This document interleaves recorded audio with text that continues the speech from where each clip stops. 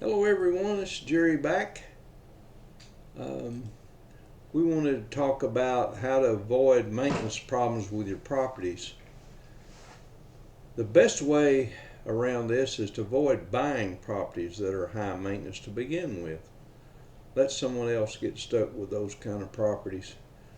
What I mean by high maintenance, any property where you have to paint the exterior siding more than once every 10 years or trim up or the trim more than every 5 years or so, where the roof needs to be repaired or replaced, notwithstanding any storm damage, more than every 10 years or so, where the foundation has to be mud jacked or leveled at any time, where water collects underneath the house every time it rains, if a pier and beam construction, or at the front or back door entry because the house foundation is lower than the surrounding yard if a concrete slab construction.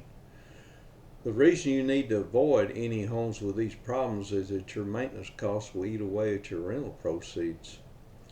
You may find that you're paying more in maintenance each year than you're collecting in gross rents from your tenant. Um, Very often you can buy a low maintenance home for about the same price as a high maintenance home. The market doesn't seem to care if it's low or high maintenance. The market price depends on what the willing buyer will pay for a home at the price the seller is willing to take. More often than not, the sales are based on emotion, not practicality of the home for the particular buyer. Since we're not buying the home to live in ourselves, you have an eye toward what is practical in a rental property. A tenant will rent the best home for the money he can find in the available market. He or she will be looking for the very best value for the monthly rent. In my experience, they are looking for a clean home in a good neighborhood with a better than average sized bedroom, an attractive kitchen and bathroom with a fenced yard. Other things such as a garage and a front or back porch or deck may help. When you're looking at a property convert to a rental property, keep in mind the maintenance costs that you may incur in the future. Do you want a property that is going to be a maintenance nightmare? Personally, I try to keep the property as simple as possible but still attractive to the prospective tenants. What I mean by this, don't go out and buy an old, antiquated 2-story frame home with 5 bedrooms unless you love to spend your free time working on the furnace, wiring, plumbing, foundation, painting, and roof repairs that will need constant attention while you apologize to tenants for being a live-in landlord. There are a lot of simple homes out there to purchase that just need a little cleaning and painting and to be ready to rent. Exterior. I like a 2 or 3 bedroom home with brick or vinyl siding. If the trim has vinyl siding, that's even better. I have bought both pier and beam and slab foundation homes, but I prefer slab foundations. It depends on the construction standard where you live. I never owned a 2-story house for rental property, but the opportunity never presented itself.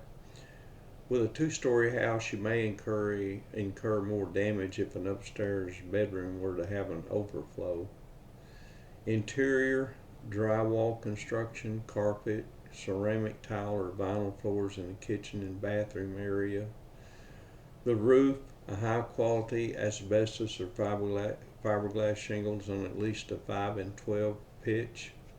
That means the length of 12 foot, the roof slopes down 5 feet. I don't even look at semi-flat or flat roof home. You'll be replacing a roof or having water leaks every time it rains. Most flat roofs need maintenance every 3 years at least. Usually the more pitch a roof has, the less roof problems you'll have, and shingles or other roofing material will last much longer. Garage. I like a garage. I've found that tenants don't tend to clutter up the yard or front porch if they have a place to store items like lawnmowers, bicycles, motorcycles, etc., even in some of the old small garages that come with these homes. That being said, I try to pass up properties that have unusual amenities or luxury items not normally found in that neighborhood or that price of property. These would be something like swimming pools, hot tubs, jacuzzis, water filtration systems in a middle class neighborhood. Some of these items may even put you at greater risk for a lawsuit if something was to be found in a faulty wiring or installation or construction. All of these items I've mentioned will expose you to much higher maintenance costs on the property if any of the items need repair. If you think you want to buy a property like this, then write your lease agreement so the tenant is responsible for any maintenance or liability for the use of these items. I remember when I first started out some 35 years ago, I looked at an old 2-story house that had 5 bedrooms and it had been converted and rented out to 5 tenants. The tenants had to share a bath on each floor. Some of the bedrooms had a small kitchenette. Boy, the cash flow looked good and I was anxious to make an offer. And I just decided to see what the insurance would cost me. My insurance agent came over, looked at it, and basically told me it was a fire trap and it would be a maintenance nightmare. On top of that, he said he wouldn't insure it without some repairs. I walked away from this one. Within a month, the property was partially destroyed in a fire and was eventually torn down. That's how close I came to buying a maintenance nightmare. Thank goodness I listened to my insurance agent that day. Well, that's all I've got for this one. We'll see you later. Bye.